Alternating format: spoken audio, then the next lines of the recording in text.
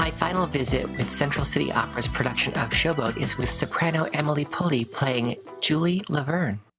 Well, welcome back. You said your 9th visit with Central. This is my 9th season with Central City. I started here as a studio artist in 1992, and then I was a apprentice in 93, and then I've been a principal artist 7 times since. But you don't live here. I don't. I'm originally from Texas, and I have a place in New York, and I basically live wherever they hire me.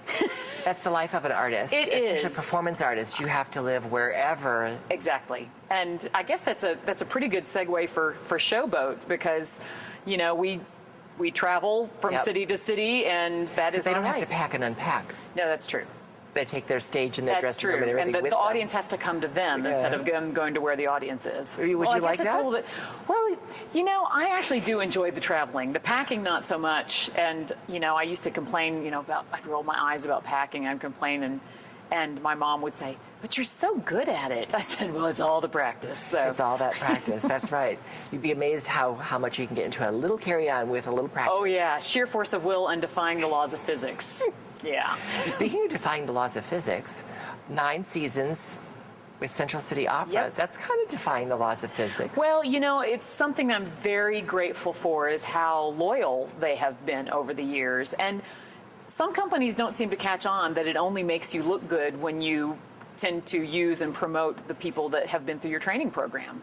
And Central City is really good about that. So the fact that I had such good training has not only prepared me for work here, but all over the world. So I'm very grateful to this company. That does say a lot.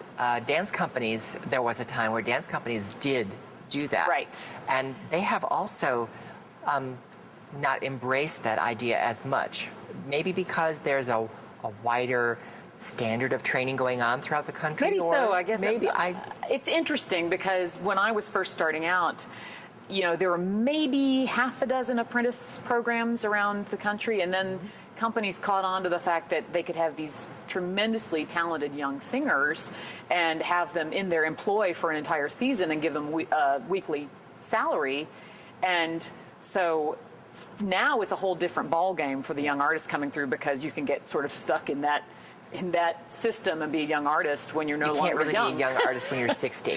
Well, young is a relative term. I would say I was neither young nor an artist, but I was a studio artist here. So, and you do get a lot of training and a lot of opportunities. But again, I'm just so thankful that Central City keeps having me back. And they have you back in that beautiful jewel box of an opera house. Love it. And they have that studio across the street. And they really, you know, it's been neat watching it grow through time lapse like it has, because I catch myself love that. saying Say that again, through time lapse. Well, it is, because you know, you come back every few years and things have changed. And the first year I was here was the first year they got gambling up there, and so I catch myself saying things like, "Well, my first year here, we couldn't flush our toilets or use our showers because the sewer system was overwhelmed because of the casinos, and we had to use the payphones because we couldn't get a phone in our house." You know, it's like, I'm this close to you kids, get off my lawn. It's very, it's very scary. But so, you know, I joked with John Moriarty, who was here, you know, until this season. I said, you know, that first summer, it combined a couple of my favorite things, singing and camping. Because it was rather rustic. It's kind of glamorous now. It is very glamorous. So if I have, you know, cable and internet and cell phone. And air conditioning. Well, it's natural air conditioning. That's a nice thing. If you're from Texas, you know, my family's also excited whenever I work up here, because they're like, "We're coming to visit you. We're coming to visit you. We don't care if we see the show, but we're coming to visit you."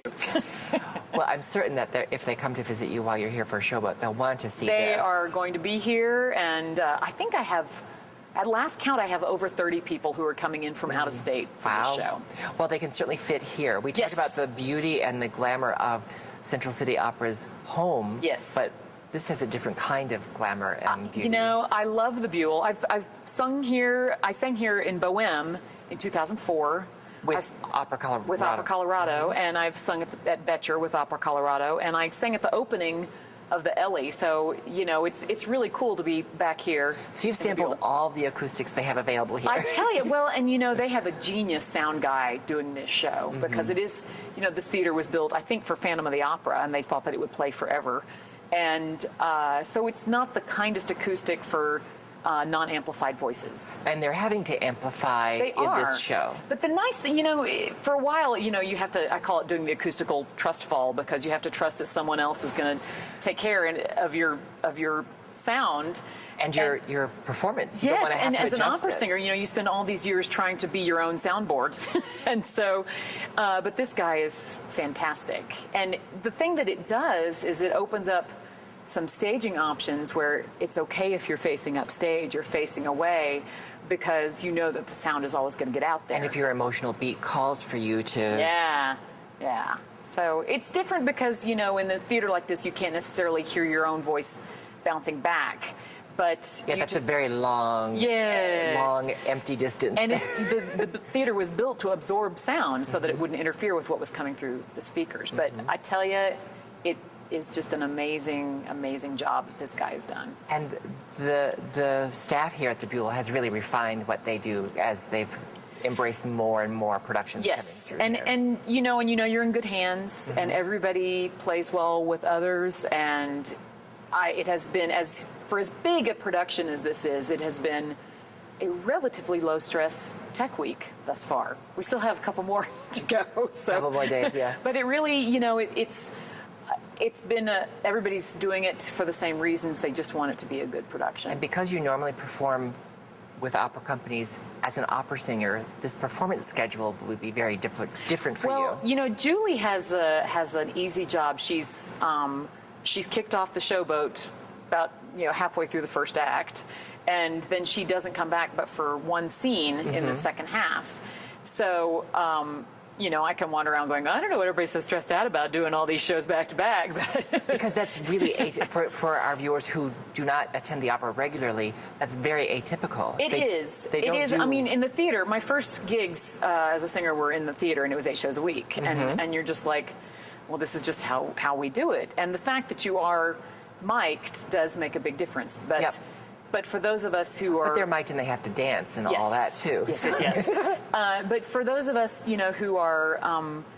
we have our vocal technique, and we're not altering that vocal technique just because we have microphones on. So, we do have to pace ourselves, especially the lead roles are really, they have to take good care of themselves. Because you normally have 2 show days and then off, and then, right? Yeah, and it's just like, you're working with tiny little muscles in your neck, and if you were running... Tiny. Yes, tiny. And, people say, why are singers so neurotic? It's like, because your livelihood is right here. It's this big. And so it does tend to make you a little bit, worried about outside things, colds, weather, all sorts of stuff that can affect that. But, I think as long as you're smart and you rest and you stay well hydrated and all that kind of stuff, everybody's done a really good job in rehearsals as far as really pacing themselves and not marking too much so that they're going to be able to do it. And plus, I've been doing what we've called high altitude training, because we're up at, close to 9,000 feet, and then we come down here. It's like, wow, I've never made that phrase in one breath before. Yes. And then they put the corset on you, and it's back to the old phrasing. So I like that. Tell me about your Julie. Julie is a very interesting character. We don't know her backstory, but we do know that she is... The audience doesn't. The audience does not. Well, But I've done a lot of you thinking do. about her backstory, because she's born to a black mother and a white father, which in the South at the end of the 19th century is not just complicated, but downright dangerous. And when they're playing in matches, it's actually illegal in Mississippi for a mixed race person to be married to a white person. And so that's what gets her kicked off the boat. It's kind of nice that we have to look up words like miscegenation now, that is such a non-issue for the most part. But so she has to leave the boat, and then we find her later in Chicago, and things have not gone well for her. Yeah. But it's kind of interesting because we don't know what happens to her after she leaves. When she leaves the Showboat, it gives Magnolia a chance to take her place as leading lady, and Ravenel to take her husband's place as leading man. So it's pretty wonderful that Old Man River keeps rolling along, and somebody is there to fill in the blank when she leaves. And actually, it's a very touching moment when she's leaving the boat.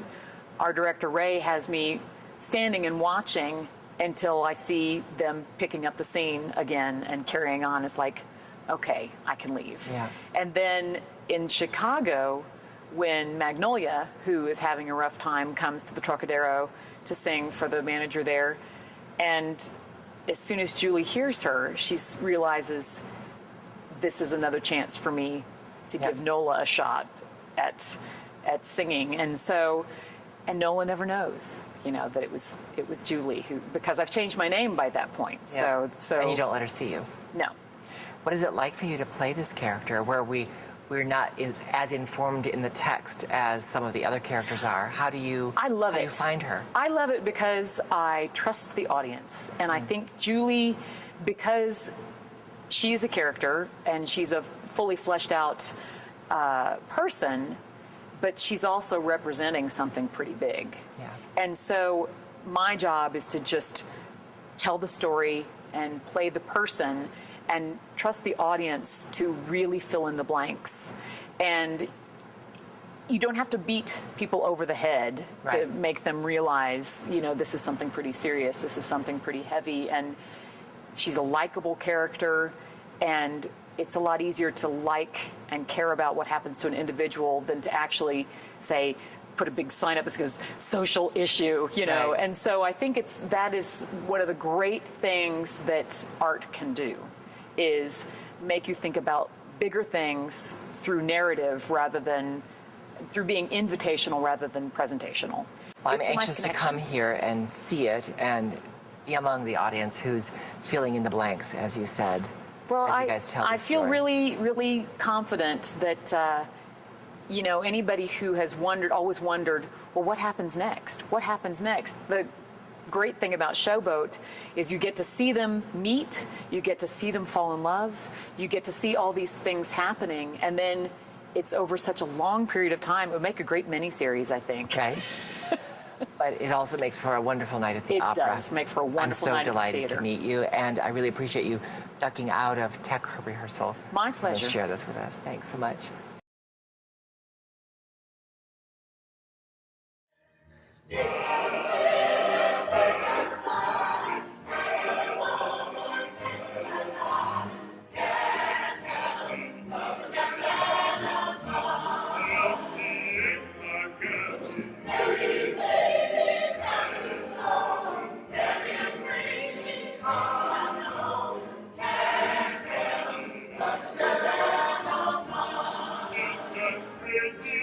Crazy